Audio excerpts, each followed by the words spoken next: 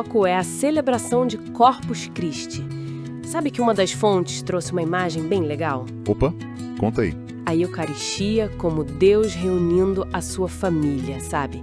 Tipo aquele almoço especial de domingo que junta todo mundo. Achei bem, assim, acolhedor. Nossa, que imagem boa para começar. E falando em almoço, o nosso cardápio hoje então são as leituras bíblicas dessa data, né? Isso. Gênesis 14, Salmo 109, qual mais?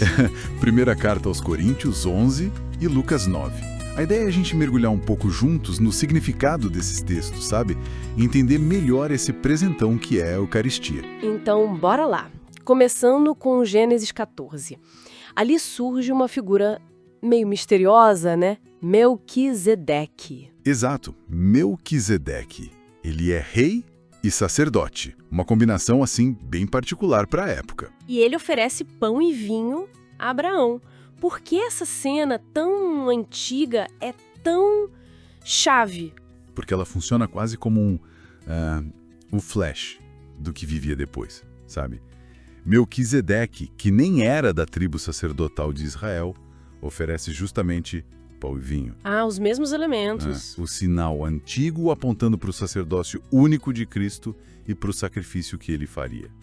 É Deus, já dando uma pista do plano de salvação ali nas entrelinhas. Entendi. Não é só um evento isolado, é parte de algo maior. Imagino que isso amarre com o Salmo 109 que a gente mencionou. Perfeito. O Salmo responsorial responde justamente: Tu és sacerdote eternamente segundo a ordem do rei Melquisedeque. Nossa, que conexão direta! Pois é, o Salmo confirma.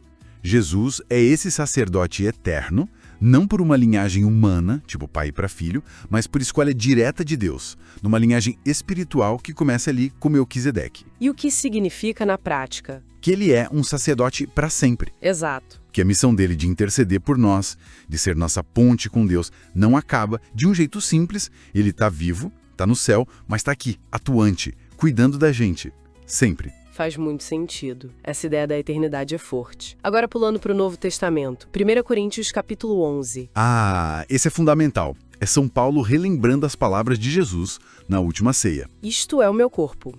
Este cálice é a nova aliança. Em meu sangue. Fazei isto em memória de mim. É o momento da instituição mesmo. Exatamente. E o ponto crucial aqui, o pulo do gato, é entender o peso desse fazer isto em memória de mim. Não é só para lembrar. Tipo, naquele dia aconteceu isso. Não só. É mais profundo. É um chamado para tornar presente, aqui e agora, aquele mesmo sacrifício de amor de Jesus na cruz. É uma atualização, entende? Entendi. Então, na missa... Isso. Na missa, a fé católica ensina que Jesus se faz realmente presente. Ali. Naquele pão e naquele vinho consagrados.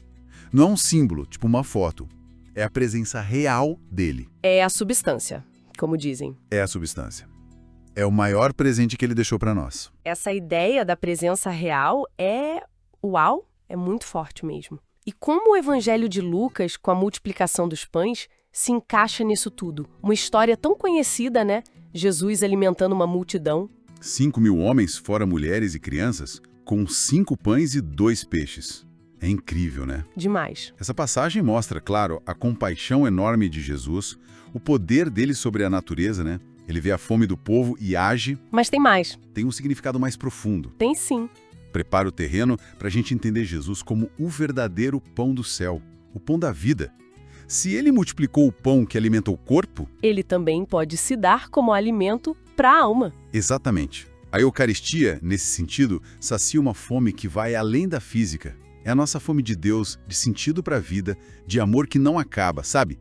De paz. Então, se a gente junta tudo, Gênesis com o pão e vinho de Melquisedeque, o Salmo com o sacerdote eterno, Coríntios com as palavras da ceia e Lucas com a multiplicação. Percebe o fio que liga tudo? É como se cada leitura fosse uma peça que monta o quadro completo da Eucaristia. Mostra as raízes, a promessa, a instituição. E o significado profundo desse mistério. É o centro da fé, né? Onde, segundo a gente crê, o céu e a terra se encontram e a gente recebe o próprio Cristo como força para a caminhada. Fica bem claro que não é só um rito, mas é o coração pulsante da vida cristã mesmo. É onde a gente encontra força, alimento espiritual. Com certeza. E como trazer isso para o nosso dia a dia, né?